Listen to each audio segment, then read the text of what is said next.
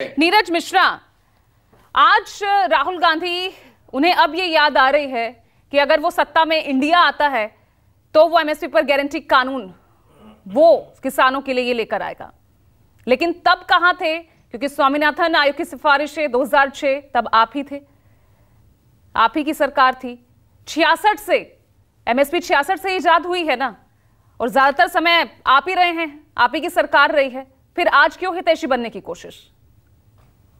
पूजा जी, आज सबसे पहले तो पुलवामा के शहीदों को याद कर लेते हैं। और देश की जनता आज ये सवाल पूछ रही है कि वो 300 किलो आरडीएक्स जो कश्मीर की सड़कों पर घूम रहा था, वहां ये कटीले जो तार और ये जो कंक्रीट के ब्लॉक कश्मीर में रखने चाहिए थे, वो वहां क्यों नहीं रखे गए? और देश के अन्नदाता जब इस सोई हुई सरकार को जगाने के लिए दिल्ली आना चाह रहे हैं, तो उनको रोकने के लिए ये कंक्रीट ब्लॉक और कटीली तारें रख दी गई हैं। तो देश को इस बात का जवाब दे दीजिएगा कि कश्मीर में तो बम ब्लास्ट हो जाता है, तब उसे नहीं रोक पाते, पर निहत्थे किसानों को तो रोकने की कोशिश कर रहे हैं। दूसरी बात यह भी देश पूछ रहा है कि जब चीन अरुणाचल में और लद्दाख में घुस गया, तब ये कटीली तारें और कंक्रीट के ब्लॉक कहां थे, और सरकार की और प्रशासन की वो मुस्तैदी कहां थी? और जहां तक आपने हमसे ये पूछा कि हमने क्या किया था, तो 2007 में जो मॉडल एपीएमसी कोड के लिए हम लोगों ने जो सिफारिश की, और उसके बाद जाकर किसानों को कम से कम अपने इनपुट का 30% मिलने लगा, वो तो हमने ही किया। और पूजा जी, एक मैं सिर्फ 15 सेकंड का एक ऑडियो आपको सुना देता हूं, क्योंकि चिट्ठी तो लोगों ने नहीं पढ़ी, शायद आवाज से पहचान जाएंगे। तो जरा ये सुन लीजिए कि प्रधानमंत्री जी क्या कहते हैं।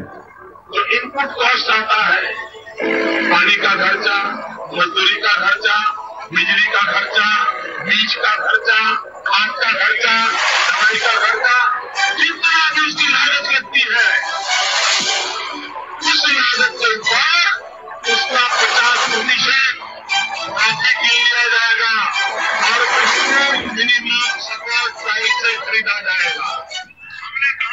तो पूजा जी, ये तो सिर्फ एक आपको बयान सुनाया इनका, ऐसे कई बयान इन्होंने दिए, लेकिन आज जब करने की बारी आई है तो ये अपनी बात से पीछे हट गए हैं। ये वैसे ही मोदी जी की गारंटी है, जैसे राजस्थान में किसान आपके टाइम पे भी नहीं था ना, इसीलिए किसान नेता कह रहे हैं ना कि ना तो हमें बीजेपी से ना ही कांग्रेस से कोई राहत मिली है, सब सिर्फ राजनीति करते हैं। पूजा जी सुनिए ना, ये मोदी जी की फेल्ड गारंटी जो हिरेन जोशी ने शब्द निकाला था, उस पर तो टिप्पणी सुन लीजिए। ये वैसी ही फेल्ड गारंटी है मोदी की, जैसे 450 का सिलेंडर ये चुनाव के दौरान बांट रहे थे, और आज भी 1200 का सिलेंडर है। ये मोदी जी की वही फेल्ड गारंटी है जो इस देश के युवाओं को हर साल 2 करोड़ नौकरियां दे रहे थे। ये वही फेल्ड गारंटी है जो सारा काला धन वापसी लेकर आ रहे थे, और ये वही फेल्ड गारंटी है जो इस देश के अन्नदाता किसान को एमएसपी देने के बजाय डंडा, आंसू गैस और खालिस्तानी होने का टैग देता है। क्योंकि वक्त थोड़ा सा कम है मेरे पास, और लगातार हम तस्वीरें भी दिखा रहे हैं तमाम बॉर्डर से आज क्या स्थिति बनी हुई है। किसानों के कूच का आज दूसरा दिन है, लेकिन वहीं तर्क, वहीं वितर्क और आरोप प्रत्यारोप का दौर फिर से शुरू हो चुका है।